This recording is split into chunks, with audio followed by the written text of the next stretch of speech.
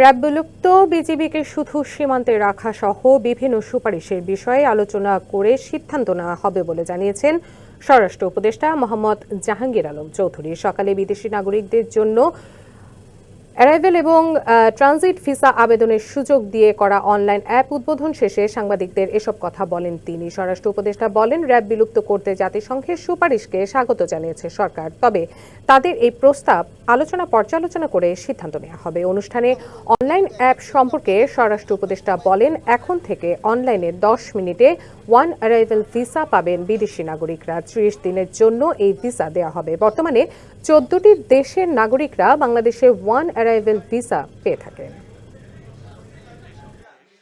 বলে দিবে, ওই একটা কোডও দিয়ে দিবে এখানে।